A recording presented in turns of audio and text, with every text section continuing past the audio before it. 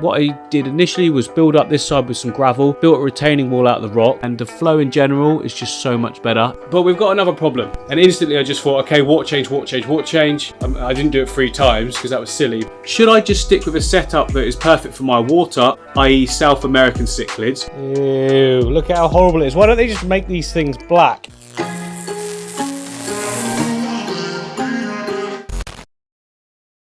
So we set up Timmy's tank about a week and a half ago. It's struggling a bit. Let's give it some help. Okay, what's wrong with it? Well, first, get rid of that. It's for hoses. Okay, first of all, we've got some algae going on. Also, you can see on the top, we've got like this surface film, which isn't great to look at. It's normal. It's like a bacterial bloom that you get in all new tanks. You know, it's not like from lack of care or anything. It's just what happens. You can also see the diatoms are kicking in on the substrate there, and on that rock as well, which is directly where the outflow goes. So I guess it's just being blasted and causing it to just collect there.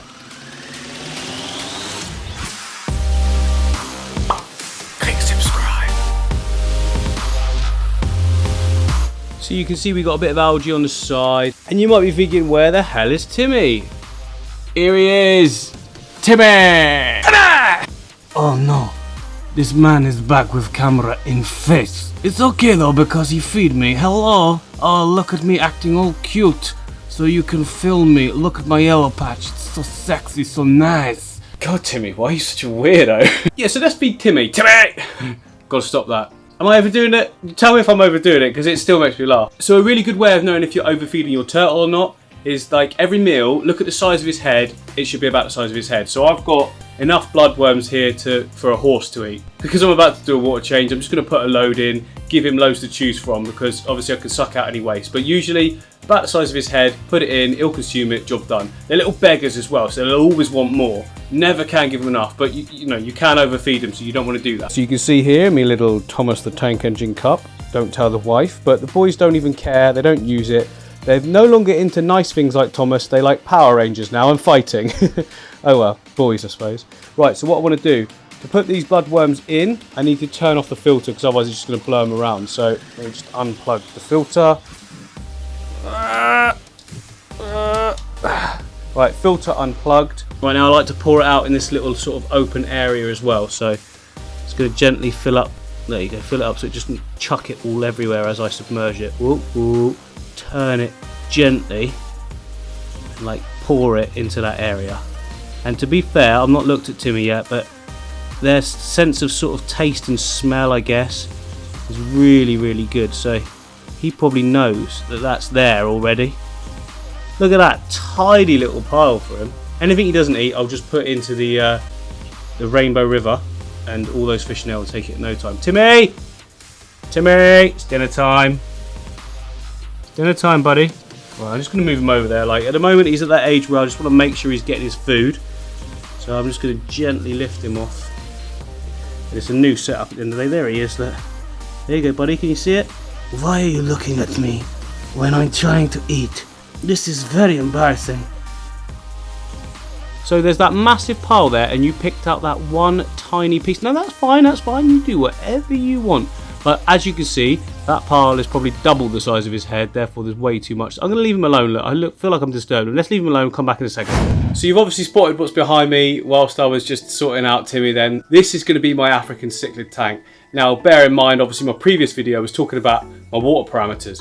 My water parameters are not suitable for African cichlids. So this is going to be the first real fish keeping challenge for me because I'm going to have to keep a fish that's not suitable for my water, which means routine water testing, something I've never bothered with because everything's always been alright. But this is different, you know, we need to buffer the water in this case, so I need to bring the pH up. You know, and over time with water changes, the pH comes down obviously, so it's something you have to routinely measure. But that's absolutely fine, I've got all the equipment I need. Equipment, I don't know what that is, but I've got all the equipment I need. I've got testing strips as well just to do for quickness. Just to make sure you're in the ballpark that's correct, it's good just to do a quick dip every now and again, isn't it? So I've got quite a lot of tubes with the test strips that will tell me everything I need to know, like KH, GH, pH, all the H's. But yeah, it should look good. I mean, let me turn you around, we'll have a little better look. So this is the rock setup, guys. Look, there's a full build video coming, but you know, I thought, well, why not just tell you about it now? This, you know, in between all my build videos, I like to do more vlog styles like this. You guys know where we're at, what we're up to. It's not just a random guy building a random fish tank at the end of the day then. So Yeah, I think that looks really good, do you? I've kept lots of air at the front so there can be tons of sand. I've already got my substrate, I went and got that the other day, so that's ready to go in. I've got crushed coral as well, so I can put that in the filter system just to again buffer that pH.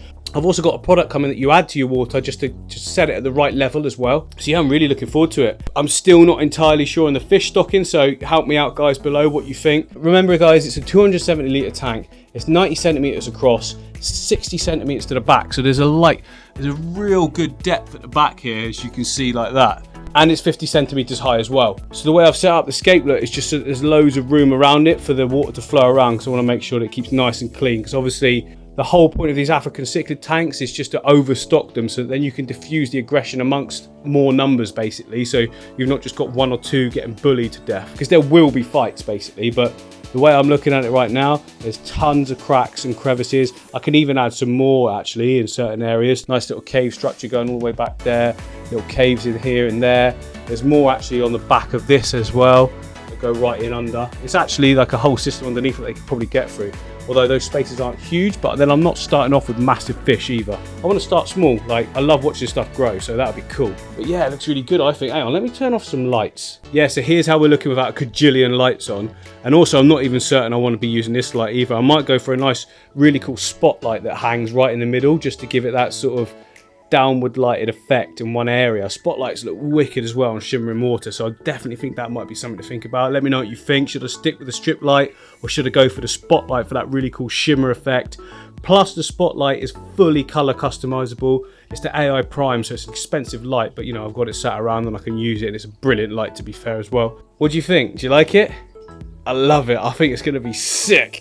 So what do we need to do to improve this thing then? Okay, first of all, we'll improve the flow.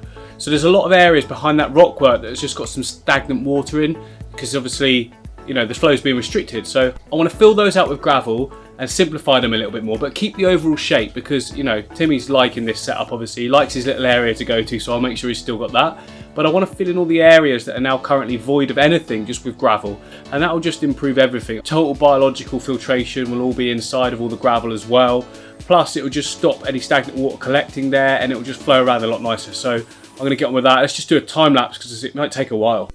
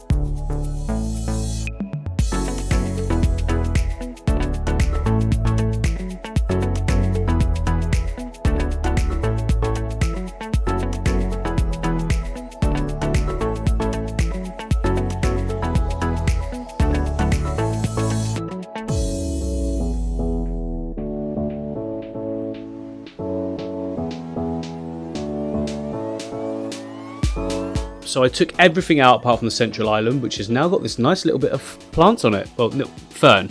It's the fern that I didn't put inside like the parcels when I originally set it up. So it's just got the root and the rhizome straight in the water. So far, it seems to be doing quite well. So I thought I'd just leave it in there and give it a go still. What I did initially was build up this side with some gravel, built a retaining wall out of the rock, and then put more rock on top of the gravel just to hide it all in tight, all in nicely together. This side I pulled out all the rock, and now it's just got that one flat one on the top, which is resting on the filter on the back, and then the rock at the front here. It's not balanced, it's actually solid, look. Tap test. We all know that that's the official way to see if something's safe. But that's looking good. I think overall this is so much better. Look. The flow is more improved. That's just spouting out like a fountain, which means we've got surface movement, which means we won't get any build up on scum, you know, all that horrible, nasty stuff on the surface. We won't get that now. And the flow in general is just so much better. It goes round in a nice, neat circle now and doesn't get restricted at all. So that's perfect. And you can see from this side, look, loads of space. Timmy can go in and out of there if he wants as well. That rock there is just placed just to make sure that if there was any slippage, it would just fall on that, and so we're all good. Timmy's got a nice little place to go. Nice little basking spot as well. And you can also see at the top here, look, I've hung the light from this light. Rather than having it on the side here where it's way too close to the water, to everything else, I need to check the temperature, but it feels to me like it's pretty good at the moment. Yeah, that's much better, I think, because I'm not going to get any algae issues now with it being that high up. Again, temperature needs to be checked to make sure it's okay, and if it is, ideal. But guess what? We've done all this, made it all look nice, a little bit different. Where's Timmy? Oh, he's in his usual spot. You can change everything you want, but I will always sit here. This is my tree. Okay, Timmy, yeah, so moving on. So behind me is what was going to be the African cichlid tank, which I've been talking about starting this video. But obviously, since I made that clip, I've put out to the behind the scenes club, which you can join, by the way, in the join button. It's just, I do lots of talking and little videos of extra stuff behind the scenes if you're interested in that. But they all decided and agreed with me, because I put out the option. Should I just stick with a setup that is perfect for my water, i.e. South American cichlids, or should I just try and change my water chemistry, which is something I said don't bother doing, just always stick to your water, it just makes your life much more simple. It is easier, but they all agreed that South American cichlids would be a good idea. Anyone's already got the African cichlids and that, but South American's not that common. And to be honest, I think I want to go for more of the dwarf varieties. Given the size of this tank, I think that I'm looking at it in the viewfinder, guys. Sorry, I'm not just ignoring you. But yeah, given the size of this tank, I think it's not massive for like big cichlids. So I think dwarf cichlids like rams and pistos, keyholes, those sort of things, and then a big shoal of like ember tetras or something like that might look amazing in there. We can keep it kind of black water maybe, or at least botanicals without the tannins, because I'll put Purigen in the filter because I want it nice and clear.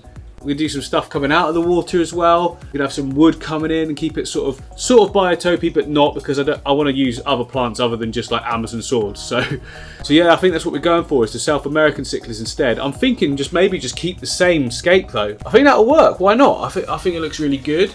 There's lots of little hiding places in there. It's going to be all sort of broken up, the views of all the sort of rams and that, because you can get aggression issues if you don't break the lines of sight, because they will pair up, they will create their own little territories. That's normal. So we won't want any more than like 3 pairs in there, I don't think. That's probably the maximum you want in there.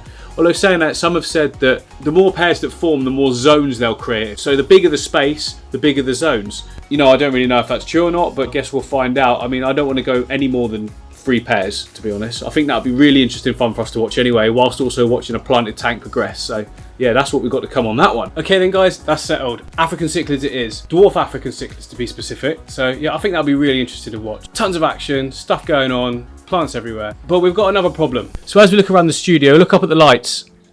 There's these little midges everywhere. Midges, like that's what we call them, little flies. I don't know if you guys call them that in America, but yeah, midges. Look at these little stood midges. Anyway, so what I've got, problems with a fish room. I've got these little fly tapes. I'm going to hang them up everywhere, so they're probably going to look ugly in the videos. But hopefully they'll trap all of the flies, and then we won't get any more sort of laying anything. I think they came in on the moss. But it's okay, I don't mind. We can deal with it. Ew, look how horrible it is. Why don't they just make these things black? Anyway, I think I'll stick one right in the middle here of these 2 lights. That makes sense to me. Oh crap, that wasn't a good idea. Anyway, put it there, yeah. He's in. Right, so we've got one there. Guys, I hope you're enjoying your new bug sticky thingy. And then one over here as well. I think that'll be a good idea. Oh no. Well, that was dumb. In. Oh, beautiful. Look at that. It just really goes with the decor. Lovely, don't you think? Yes. Well, we've got one more, so I might as well stick it on here, on the other side of the river tank. Oh no, you guys know none of the other YouTube channels are showing you this awesome content. Okay, now before a million of you comment, no, I'm not putting archer fish in the river tank. It's just too fast, it's too low volume, there's small fish in there. No, it's not happening, alright? Right, so Timmy update as well, guys. It's been a day since I've redone Timmy's aquarium. I'm doing that side to side thing again, sorry. Yeah, so everything's going great. The water quality is looking really good. The flow's massively improved, but guess what? Timmy's not in his little area anymore. I've disturbed him, but it's okay. He's found a much better area for refuge, which suits me as well. Here he is. He's found this nice little spot there. It looks like he's stuck, but he's not. I am not stuck, but I like to sit here. Oh no, I've turned into Borat. Yeah, and also I had a full panic mode with these guys. One in particular, the new arrival. So yeah, first and foremost, you guys have named the new fish. Daphne Hates You got a top comment. I think it was like 360 likes or something silly like that in the last video. The new Oranda goldfish is called Ember, and I think that's a great name. Look, we've got Ember, we've got Pumpkin, and we've got Ghost, and these guys are doing great. One important thing to note though, and I think this is really worth mentioning because it's something that I hadn't thought of, but obviously I've just had 2 Rancher in there for like a month, so any beneficial bacteria that's in the filter was sort of leveled out nicely for the amount of fish that was in there. So obviously I go and add this giant Ember in there, which is like big fish producing lots of waste, forgetting obviously the amount of biological filtration in the filter is not really up to the standard. And I noticed on day 2 after adding the new fish that all of them were started moving and a little bit more lazy than usual, and instantly I just thought, okay, water change, water change, water change. I didn't do it 3 times because that was silly, but I did it the once. So I did a 50% water change there and then, brought the water right down, put it right back up again, dechlorinated water, you know, and everything was all good, absolutely fine. But I think it's worth mentioning, guys, in the future, so you remember, if you add a big bio load to your tank, be prepared for the increased water changes for like a week or so after. Maybe add a bit more beneficial bacteria as well, that might be a good idea. Everything's okay now, it's no problem, crisis averted. It was confusing me a little bit, but obviously that's what it was. I mean, I think it was anyway. It seemed to solve the problem by doing a water change, but then quite often you can solve any problems with a water change, can't you? So I hope you've enjoyed today's video, guys. If you have, give me a like and subscribe and all that rubbish. And I'll see you next time for a fly trap update.